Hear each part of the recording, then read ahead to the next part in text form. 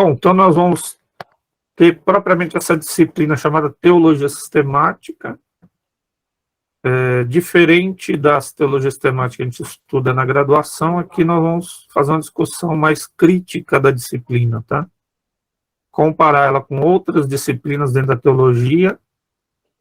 Crítica não no sentido... Quando a gente fala crítica na academia, esquece o senso comum da palavra crítica, tá? No senso comum, crítica, você me criticou, tô de mal de você. Na academia, crítica é um pensamento crítico. É você ler um texto e fazer uma análise crítica dele, fazer uma avaliação. Quais são os pontos que o autor está bem fundamentado, quais os pontos que ele não está bem fundamentado, comparar o autor com outros autores, comparar aquilo que ele está dizendo com outros autores do mesmo nível dele, né? Eles também estão dizendo a mesma coisa. Verificar citações, se o que ele está citando de outros autores está correto. Então, é o que é chamado de leitura sintópica. Você vai lendo junto com outras leituras e fazendo anotações, né? Essa é a leitura e a crítica nesse sentido acadêmico, tá? Então, nós vamos fazer uma reflexão aqui nessa aula, uma abordagem geral para a gente pontuar algumas definições e fazer algumas análises sobre a própria disciplina da teologia sistemática. O que a gente pretende discutir aqui nessa disciplina de teologia sistemática? Uma introdução geral e a abordar os principais tipos de teologia: histórica, exegética, dogmática, bíblica e prática. Então, nessa primeira aula, nós vamos verificar cada uma dessas áreas da teologia, né? Depois nós vamos fazer uma análise histórica, uma introdução histórica, desde lá dos primeiros escritos cristãos até hoje, como a teologia sistemática ou dogmática ela se desenvolveu. Então, uma das formas da gente refletir sobre o estado atual de uma determinada disciplina é verificar como ela transcorreu na história, ou até mesmo por que ela existe, né? Se ela já existia, se não existia, como é que os primeiros cristãos trataram questão sistemática ou dogmática, se é que eles trataram, como isso se deu na Idade Média, né? Na Reforma, no Pós-Reforma, no Iluminismo, no século XIX, como está hoje, né, essa questão da teologia sistemática ou dogmática. Depois nós vamos discutir um pouquinho da questão da saturação da teologia sistemática no Brasil, nessa produção literária e acadêmica. Vai ver quantos bilhões de teologia sistemática tem escrito, né? Por que tem tanta teologia sistemática escrita e por que ainda se está escrevendo tanta teologia sistemática, sendo que já tem tanto material? Por que isso acontece? E o que seria mais viável fazer dentro desta área? E depois nós vamos ver uma das áreas de mais produção literária na área de manuais, né? Manuais de teologia sistemática. Depois nós vamos ver o problema das confissões na produção dos manuais de sistemática, né? O lado bom e o problema da questão confessional. E aí é justamente a tensão, né? Se a sistemática acaba sendo tão confessional que ela deixa de ser exegética e deixa até de ser bíblica para ser confessional. Vamos discutir um pouquinho essa questão que é importante e que os manuais, na verdade, acabam às vezes nem fazendo essa própria leitura crítica. Será que é uma teologia sistemática ou é um manual de confissão? E esse manual ele vai se afastando tanto que perde a mão, né, até chegar a ser não bíblico. Nós vamos pegar alguns exemplos, por exemplo, de malabarismo exegético na defesa de posições confessionais. Ou seja, quando fica claro que o autor pega um texto bíblico e ele faz um malabarismo para defender determinada doutrina. Ele podia usar outro texto, né, mas ele usa aquele texto e faz lá um malabarismo para defender a sua posição teológica. E aí tentar verificar o malabarismo, né? Assim, eu chamo de malabarismo porque quem lesse o texto normalmente não chegaria àquela conclusão. Mas o cara chega porque ele vai lá no grego, ele vai lá não sei na onde, inventa questões literárias, né? O Carson tem um livro sobre isso, chama Exegese e suas falácias. Depois mudou para Os Perigos da Interpretação Bíblica, né? Que é justamente pegar determinados textos, que é até chamado textos prova, para defender as posições. E depois uma tentativa, né, uma proposta de que as teologias sistemáticas sejam mais exegéticas, que elas podem usar das confissões, ela pode usar da sistematização, mas ela tem que ser mais exegética, o que não é normal, né? Por exemplo, não é normal o cara pegar o texto a doutrina que ele está citando, pegar um texto lá que ele está citando como referência e colocar uma pequena análise ali exegética daquele próprio texto que ele está usando para defender. Ele cita um monte de texto, mas não faz nenhuma análise. Claro, ficaria muito maior os textos teológicos, mas é melhor ficar maior e bíblico do que ficar menor e não bíblico, né? Então, uma proposta aí no final. Bom, teologia sistemática, você vai perceber que é uma das disciplinas mais centrais nos cursos de teologia. É uma espécie de galinha dos ovos de ouro dos cursos e das editoras também. Por que sai tanto texto de teologia sistemática? Porque vende, né? Se sai 500 mil livros de teologia sistemática, vai vender os 500 mil. O cara já tem lá 20. É igual a Bíblia. Se sair 50 versões da Bíblia, vai vender 50 versões da Bíblia. Umas podem vender mais ou menos do que outras, mas a Bíblia é o livro que mais vende no mundo. Então a editora, ela está preocupada mesmo em vender. Ela sabe que o livro de teologia sistemática, dentro da área acadêmica, é o que mais vende. Elas vão publicar cada vez mais livros de teologia sistemática. E nos cursos de teologia também é uma matéria muito central. E aí vão se dar muito valor à teologia sistemática, tanto pelas editoras quanto nos cursos de teologia. Claro que alguns cursos de teologia, aqueles que a gente chama de liberal, é o contrário, né?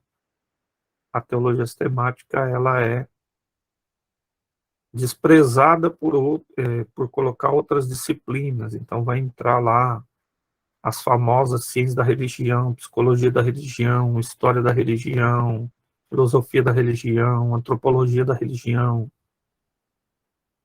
Se pegar antropologia da religião, sociologia da religião, psicologia da religião, filosofia da religião, ciência da religião, vai ser quase a mesma coisa. É uma repetição de um monte de análise não teológica da teologia, uma análise antropológica, uma análise sociológica, uma análise psicológica. Então, inverte. A teologia sistemática, às vezes, em certos cursos, ela é destacada, né? E até se incentiva muitos alunos a entrar em determinadas áreas de defesas confessionais e, às vezes, desprezando a questão exegética.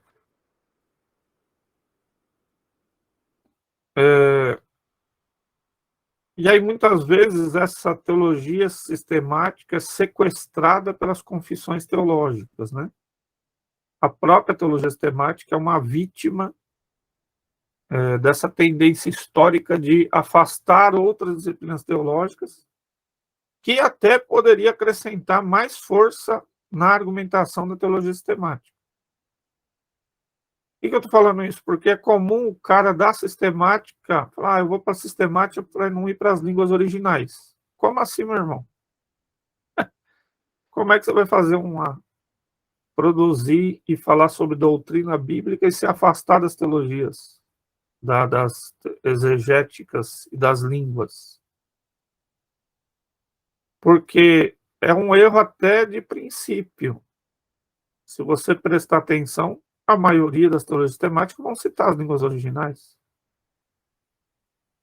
Mas os próprios professores, né, de sistemática, que às vezes não dominam as línguas originais, eles puxam os alunos para essas áreas da sistemática, que se torna mais filosofia do que propriamente uma teologia sistemática baseada na Bíblia.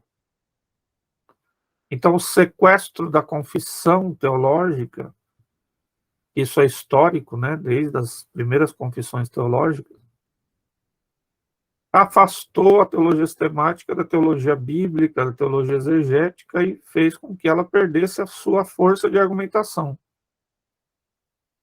E aí, quando o liberal critica certas abordagens da sistemática, ele tem razão em certas críticas, porque a confissão se tornou tão mais importante de que sumiu a Bíblia, né? A Bíblia desaparece. Tanto que é possível, não é que é possível, mas é feito, né? Muitas teologias temáticas não têm nem muitas citações de versículos bíblicos. Algumas de linha liberal, chamadas de teologias temáticas, se tiver um versículo, você dá glória a Deus. Pegar a teologia sistemática do Paul Tillich, que menos tem é versículo bíblico, chama teologia sistemática, né? Então, é um sequestro, é comum esse sequestro no sentido que o cara toma conta da disciplina, como se você não fizesse daquele jeito, você não é aceito, é desconsiderado. Se você não faz aquela abordagem, que é mais filosófica, você é desprezado, né? O cara vai dizer que não é importante. Então, a própria teologia sistemática é vítima da sua própria história, por causa desse sequestro confessional. E aí eu vou dar o exemplo do nosso seminário, porque eu não posso dar exemplo de outro seminário, porque nós estamos no nosso seminário.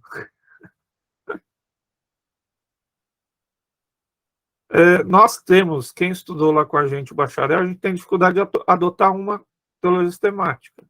Uma só. Por quê? E se a gente adota uma determinada teologia sistemática, quando chega na área de pneumatologia, não dá conta. Porque nós somos batistas nacionais. Nós estamos entre dois mundos. Nós estamos no mundo da confissão batista e estamos no mundo do avivamento batista, o avivamento pentecostal. Se a gente pega uma teologia reformada, não dá conta para nós ensinarmos a nossa pneumatologia. Tanto que nós temos a disciplina de pneumatologia separada da teologia sistemática. Vai ter uma disciplina só para pneumatologia, quer dizer, está junto com outra disciplina lá. Mas a gente faz questão de ter uma pneumatologia. E vai usar qual? Né? Não dá para usar a pneumatologia do Strong, não dá para usar a pneumatologia do Berkhoff, não dá para usar uma pneumatologia que seja cessacionista. Não tem como a gente usar, nós somos continuistas.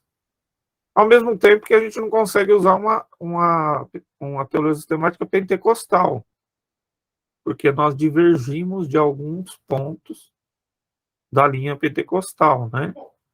Como a questão do falar em línguas como evidência do batismo, né? A gente diverge como se só as línguas fossem evidência. E também na prática dos dons espirituais, a gente diverge da visão da maioria das linhas pentecostais. E nós não temos uma teologia pentecostal mais acadêmica, né? O pastor Ernesto Tonini escreveu um livro bem simples para a igreja, que é o Batismo no Espírito Santo. O pastor José Rego do Nascimento lá escreveu um pouquinho melhor, mas ainda não seria uma sistemática, né, da doutrina da pneumatologia.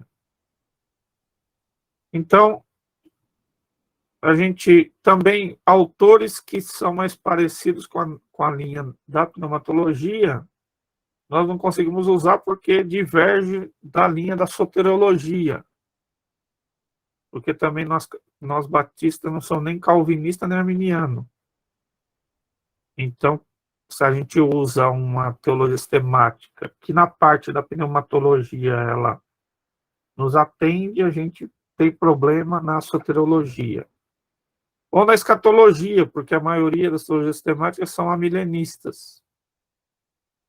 Aí a gente tem problema, porque tem um problema lá a respeito do milênio. E também porque muitas são de confissão reformada e a eclesiologia é diferente da eclesiologia batista congregacional. Então, isso também, historicamente, sempre foi um problema do batista, né?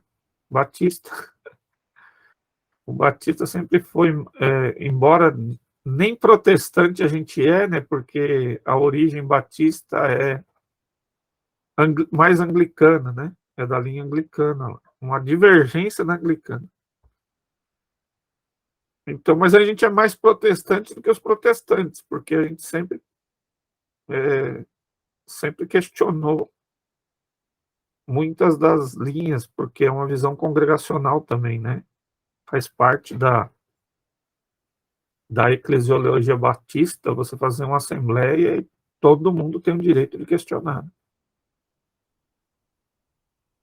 Então, Ernesto Tonini não produziu uma teologia sistemática e nem precisaria propriamente produzir uma teologia sistemática só batista nacional. Mas precisaria produzir uma pneumatologia, uma escatologia e uma eclesiologia que ele escreveu. Ernesto Tonini escreveu sobre pneumatologia. O livro chama Batismo no Espírito Santo. Ele escreveu sobre escatologia. O livro chama O Arrebatamento. Ele escreveu sobre eclesiologia. O livro se chama Eclesiologia. Só que são livros muito simples, né? Porque ele escrevia mais para a igreja. O pastor Enéas não gostava muito desse tipo de material muito acadêmico. Ele achava que tinha que escrever livro mais simples para a igreja. Escreveu, sei lá, quase 100 livros. Mas não fez uma teologia mais acadêmica, tá? Como os próprios pentecostais não fizeram, né? No Brasil. Fizeram em outros lugares, né? Tem até o Stanley Horton. Não vai confundir com o Michael Horton, que é presbiteriano, né? É o Stanley Horton, que era formado em Harvard, né? É um cara fenomenal. Mas o livro dele é uma coletânea de vários autores. Eu acho que tem mais legal do que o Stanley Horton é o livro Pastor Pentecostal,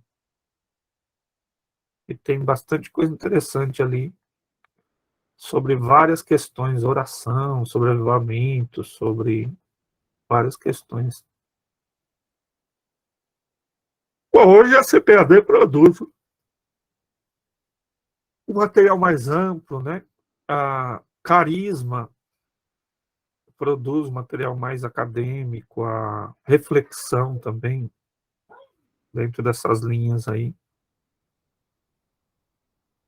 Então, mas a dificuldade no meio, mesmo no meio pentecostal, para adotar um manual só de teologia sistemática.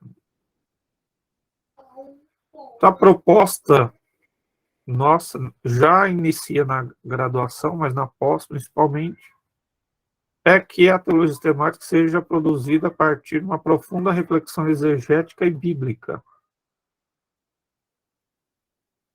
E também naqueles pontos em que isso seja necessário, no sentido de, por exemplo, a gente não vai divergir em nada do Berkoff, do Strong, do Rod sobre a doutrina de Deus. Nós não vamos divergir em nada sobre a doutrina cristológica no geral, né? Mesmo na soteriológica, nós não vamos divergir nos pontos fundamentais, vão ser só nos pontos adjetivos, né? Nos pontos secundários. Então, eu não sei se eu já contei aqui nesse grupo ou se foi no outro. O cara me vem com a tese de doutorado. O colega me entregou uma tese de doutorado sobre cristologia. Não está ruim, não está mal escrito, mas não tem contribuição nenhuma, entendeu? Não seria uma tese de doutorado porque não tem contribuição. É basicamente você pegar as teologias sistemáticas, vão falar a mesma coisa sobre aquilo. Não precisaria mais um, né? Só para dizer que você escreveu uma tese e que você está falando de um determinado assunto, você vai ficar repetindo o que todo mundo já disse. O que nós vamos ver lá nessa questão da saturação da teologia sistemática. São os mesmos tópicos, são os mesmos análises, são os mesmos subtópicos, são os mesmos versículos, né? Bom, a proposta, então, dessa disciplina, ela é até ousada, tá? E eu também não conheço outro lugar que tenha uma proposta assim. Geralmente, as propostas da teologia sistemática na maioria das universidades, aí, nas faculdades, seminários, é aquela teologia sistemática mesmo, padrão. É ficar repetindo os manuais, né? Escolhe um autor preferido e manda bala aí e segue esse autor, e o cara fica replicando e escrevendo um monte de material igual ao que já está escrito, né? Bom, as principais divisões da teologia, você tem muitos nomes para teologia, né? Você tem teologia moral, você tem teologia histórica, você tem a teologia exegética, você tem teologia prática, você tem teologia bíblica, tem teologia sistemática, tem dogmática, que está perto da sistemática, você tem teologia carismática. Ao nome teologia, você pode acrescentar o que você quiser, né? Tem diversos campos que a teologia se subdividiu, como é natural de qualquer disciplina acadêmica. Então, antigamente o cara era teólogo, médico, filósofo, astrônomo, né? Hoje já é muito difícil essa amplitude, porque a ciência ela avançou demais, ela subdividiu demais. Então, meu próprio professor aqui na STVNet, o Dr. Paulo, quando ele fez medicina, aí, em 1900 era Cid Almeida, faz tempo, ele falou que a medicina ele é formado em medicina, odontologia e médico sanitarista. Então, o cara fazia medicina, ele ia fazendo adendos, né? E ele já saía com várias qualificações. Aí hoje você vê que a própria biomedicina se separou da medicina como um campo, né? A odontologia já se separou. Então o cara faz medicina, mas ele vai se especializando depois de muitos anos em uma determinada área da medicina. Isso em todas as áreas, as ciências se subdividiram demais. Não foi diferente com a teologia, tá? A teologia também. O cara. Hoje o pessoal fala aí, eu até dou risada, porque a gente tem que voltar numa época meio que escolástica, onde o indivíduo tinha um conhecimento mais amplo, meu filho, mas isso não tem como mais, né? Na Idade Média, o cara tinha conhecimento de várias áreas, porque as áreas eram muito reduzidas. O que se estudava de matemática, de astronomia, de filosofia, os campos eram reduzidos. Hoje é muito amplo, não tem como você abraçar esse mundo inteiro, né? A gente tem uma formação no ensino médio que já dá conta desse ensino geral, desse conhecimento geral das áreas. Depois você vai precisar se especializar mesmo, porque os campos são muito amplos, né?